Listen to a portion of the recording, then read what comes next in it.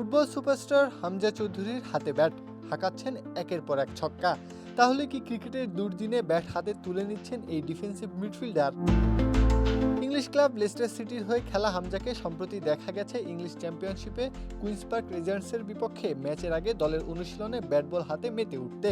সতীর্থদের সঙ্গে আয়োজিত সেই ব্যাটিং সেশনে মজা করে ব্যাটার বনে যান হামজা। 5টি বল মোকাবেলা করেন হামজা। প্রথম বলটিতে ব্যাটে ঠিকমতো সংযোগ না হলেও দ্বিতীয় বলটি দুর্দান্ত টাইমিংয়ে দূরে পাঠান তিনি, যা দেখে সতীর্থরাও হাততালি দিতে বাধ্য হন। পরে 3 বল ব্যাটে না লাগলেও হাসি ঠাট্টায় ভরপুর সেই অনুশীলন উপভোগ করেন এই ফুটবল তারকা। শুধু ব্যাটিং নয়, বোলিং করতেও দেখা গেছে হামজাকে, যা ফুটবলের বাইরেও তার খেলাধুলার প্রতি আগ্রহ আর বহুমুখী প্রতিভারই প্রমাণ।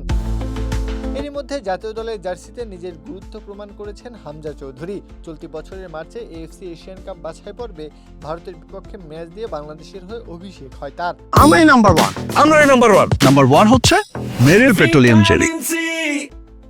এরপর সিঙ্গাপুর ও হংকংয়ের বিপক্ষে গুরুত্বপূর্ণ ভূমিকা পালন করেন তিনি। সবশেষ গত মাসে জাতীয় স্টেডিয়ামে ভারতের বিপক্ষে 1-0 গোলের ঐতিহাসিক জয়ে হামজার অবদান ছিল চোখে পড়ার মতো। প্রত্যহ কাব্য, খেলা 71।